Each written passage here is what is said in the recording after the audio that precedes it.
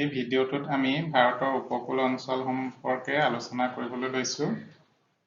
ইয়াৰ জৰিয়তে আমি ভাৰতৰ উপকূল অঞ্চলত কোন কোন ৰাজ্য আছে, ৰাজ্যসমূহৰ উপকূল ৰেখাৰ দৈৰ্ঘ্য কিমান আৰু কোনখন ৰাজ্যত কিমানটা বন্দৰ আছে সেই সম্পৰ্কেও আমি জানিব পাৰিম। ভাৰতৰ উপকূল অঞ্চলটো এই দাক্ষিণাত্য মালভূমি পূব আৰু পশ্চিম দিশত বংগোপসাগৰ আৰু আৰৱ সাগৰৰ পাৰে পাৰে অৱস্থিত। ই পাকিস্তান আৰু গুজৰাটৰ সীমাৰ পৰা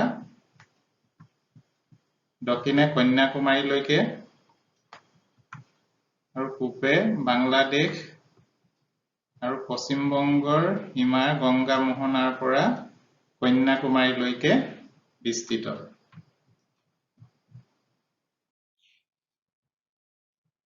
ভাৰতৰ উপকূল অঞ্চলটোৰ মুঠ দৈৰ্ঘ্য ৬,১০০ কিলোমিটাৰ আৰু এই উপকূল অঞ্চলটোক পূব উপকূল অঞ্চল আৰু পশ্চিম উপকূল অঞ্চল এই দুটা ভাগত ভাগ কৰিব পাৰি। পূব উপকূল অঞ্চল এইটো আৰু পশ্চিম উপকূল অঞ্চল এইটো।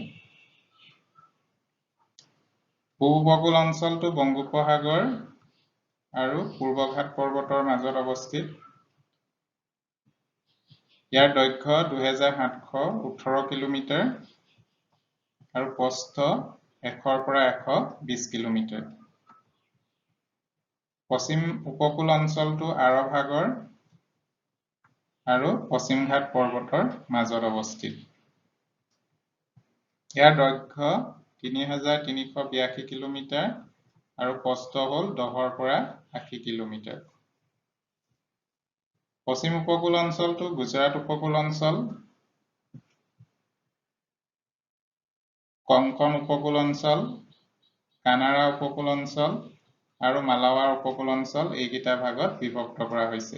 গুজৰাট উপকূল অঞ্চলটো গুজৰাটত, কঙ্কণ উপকূল অঞ্চলটো মহাৰাষ্ট্ৰত, কানাড়া উপকূলটো কৰ্ণাটক আৰু গোৱাৰ মাজত আৰু মালাৱাৰ উপকূলটো হ'ল কেৰেলাত।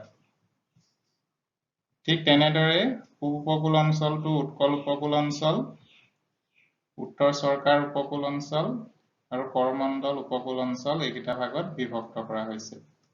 উৎকল উপকূল অঞ্চলটো উৰিষ্যাত, উত্তৰ চৰকাৰ উপকূল অঞ্চলটো অন্ধ্ৰপ্ৰদেশ আৰু কৰমণ্ডল উপকূল অঞ্চলটো তামিলনাডুত অৱস্থিত।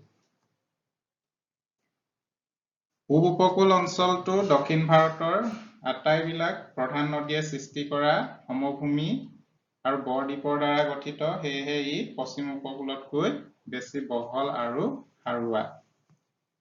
আৰু এই পূব উপকূল অঞ্চলতে ৩টা অতি উল্লেখনীয় হ্ৰদ আছে। চিল্কা হ্ৰদ ভাৰতৰ আটাইতকৈ বৃহৎ লুণীয়া পানীৰ হ্ৰদ আৰু পৃথিৱীৰ ভিতৰত ই দ্বিতীয় স্থানত আছে।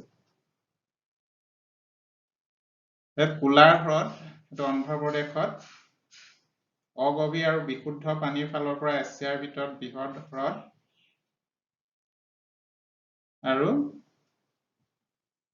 পলিক্ৰড হ্ৰদ অন্ধ্ৰপ্ৰদেশ আৰু কৰ্ণাটকৰ সীমাত আছে আৰু ই ভাৰতৰ দ্বিতীয় লুণীয়া পানীৰ হ্ৰদ। এই তিনিওটা হ্ৰদতে শীতকালত বহুতো পৰিভ্ৰমী চৰাই আহে। এতিয়া ভাৰতীয় উপকূলীয় ৰাজ্যসমূহ কি কি ৰাজ্য ভাৰতৰ উপকূল অঞ্চলত আছে সেই সম্পৰ্কে আলোচনা কৰিব বিচাৰিছো। মুঠ উপকূলীয় ৰাজ্য 9খন আৰু কেন্দ্ৰীয় শাসিত ৰাজ্য 2খন।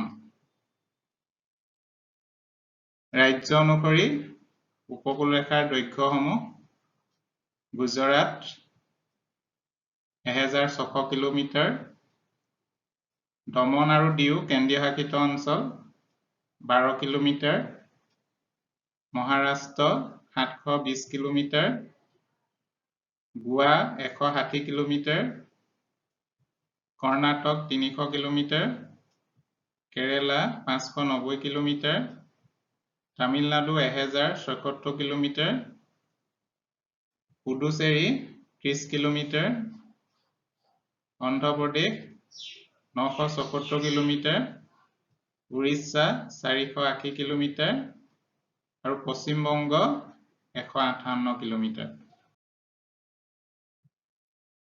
তাৰপিছতে ৰাজ্য অনুসৰি জাহাজ বন্দৰ কেইটা আছে তাক উল্লেখ কৰিব বিচাৰিছো।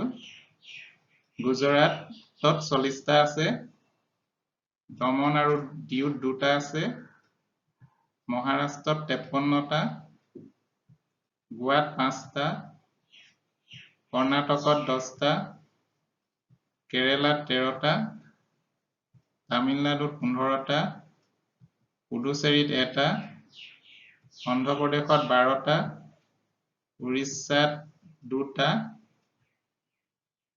আৰু পশ্চিমবংগত 1টা বন্দৰ আছে, জাহাজ বন্দৰ 1টা আছে।